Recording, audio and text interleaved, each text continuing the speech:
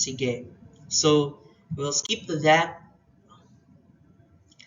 Now also, philosophy, it's about inquiry. Again, kanina, as what I've said, it's about delving into questions.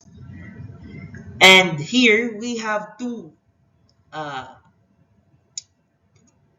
process no, of ideation. We generate and we evaluate. Generate is when we create ideas. We evaluate those things that are that have been generated. Okay? So, dalawa lang yan. I-generate mo, tapos i-evaluate mo, tama ba yung ideas mo? That's only the thing here. It consists of two parts. Generation and evaluation. So, di ba? Also, meron tayong tinatawag nating creativity and reason.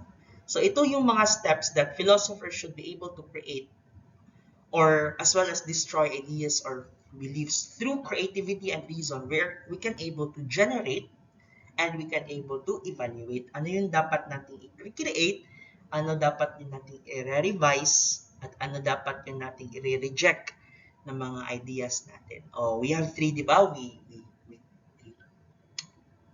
load, unload, and reload learning. Okay? Now, we have open-mindedness. Diba, sabi ko, in this subject, we need to be open-minded. Mamulat po tayo sa mga iba't ibang bagay sa mundo, di ba? And a common myth is that being open-minded means you have to agree with everyone's opinion. In reality, open-mindedness is more about being willing to listen and consider different perspectives. Okay? Even if you don't ultimately agree, it's about understanding where others are coming from and being respectful of diverse viewpoints rather than simply adopting them as your own. So, di ba, that is being indecisive as well. So, there are some people, class, who believe that open-mindedness requires accepting all ideas as, equally valid, regardless of their merit, but open-mindedness involves, again, critically and evaluating ideas and being willing to engage with them thoughtfully. Okay? So it's about being open to new ideas while still applying critical thinking and reason. Okay? So that is what do you call this? Open-mindedness. Okay? So there is also one myth that open-mindedness only applies to in debates, or only in intellectual discussions. In reality, open-mindedness is really valuable class in everyday life as well. So it can improve yung personal relationships natin, help you grow as a person, and enhance your understanding of the world. Okay? So dapat yung attitude natin. Open-mindedness, you are able to consider ano pa yung mga alternative beliefs over my beliefs. You have no initial preference. You accept yung possibility. Okay, highlight the possibility that yung some existing beliefs natin are false, and in some, you are critical towards existing beliefs. Okay? So that's it.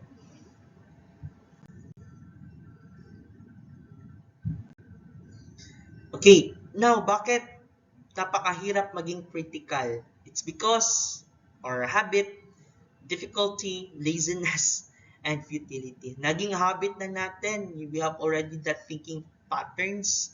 Okay, na merong parang na anad na to, and we have hard time to change it. Difficulty, mahirap mag-think ng good ideas. Laziness, napaka-indolent natin sometimes because creating ideas and being critical spend time and effort. Really, if you want to distinguish what is fake news from a real one, you need really to do research, diba? It demands time to look into the validity and reliability of the source or of the news. Okay, and also because it's futile. Being critical does not guarantee any kind of yung mga beliefs natin. Okay? So, again, bakit din hard yung to be critical? Because we are afraid to take risk, or we are afraid baka mali tayo. That is fear and desire. So, we fear or desire the consequences of the truth of a belief, or we desire acceptance and fear rejection by people around us. Okay? And we also have yung wishful thinking. Ito yung formation of beliefs based on what might be pleasing to imagine rather than on evidence, on reality, or even yung mga rationality natin. So, yung wishful thinking class, that is a product of mga resolving nating mga problems or conflicts between beliefs, and between our beliefs and between our desires. So that's it. No? Now, we also have herd instinct, partisan mindset, and leadership. So, I'll give you time to read these definitions in the screen, no? But let's go directly to examples. For instance, is a herd instinct natin, no? In our country, guys, a great example of herd instinct is seen during festivals or mga fiesta natin or mga pista. For example, sa Cebu, imagine class yung Sinulog Festival in Cebu, or yung mga ati-atihan festival. Diba during these events, entire communities come together in celebration, and almost everyone participates, diba? Even if someone isn't particularly religious or not really Catholic or keen on large crowds, they might, still join in because the whole city is involved, diba? So the energy of the crowd is contagious, makatakod, diba? And it feels like you're missing out if you don't participate. Like you miss uh, a portion of your life, no, if hindi ka mag-participate. So this is a positive side of herd. Kasi when you say herd, that is like an entire flock or an entire population, diba? Where the collective spirit brings people together in shared joy and unity. But meron po yung mga downsides ng herd instinct. Take for example, class, yung mga sabay sa uso ba? This concept of sabay sa uso or following trends. Diba, when a new gadget, new iPhone, or a new fashion trend hits the Philippine market, diba, many Filipinos feel compelled to jump on the bandwagon. When you say bandwagon, this is based on popularity. Kung unsa gali uso, ginasunod siya. Unsay sikat mo ay gina-prefer sa mga tao.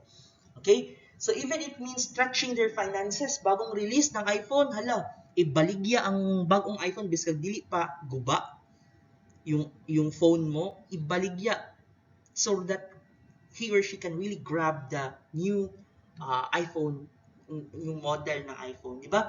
So it's common to see people purchasing the latest smartphone or even yung mga clothing because everyone else is doing it. That's it. Diba? Rather than because they genuinely need or can afford it. So this is a negative side of this herd instinct behavior driven by our desire to fit in and avoid being left out. Okay? Now, in the partisan mindset tayo in Filipino culture, so, when you say partisan, common dito po yung sa politics, di ba? Napakainit yung politics natin ngayon because it's budget time. Okay, well, but pagka-budget time, tingnan nyo yung Congress natin, especially when it comes to some of the budgets from the Office of the Vice President at iba pang mga agencies, napaka-hot po yung mga discussions and interpretations. But in the political arena, guys, yung partisan mindset is quite prevalent in our country. Especially during what? It's during elections, di ba? Because Filipino politics is often deeply personal.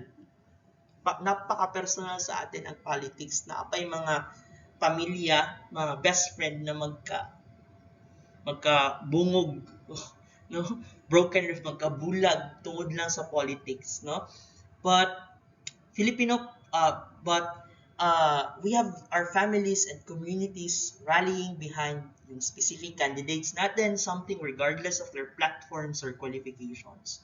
So another class example is what we call bayanihan, no? Bayanihan spirit, which is traditionally about community cooperation.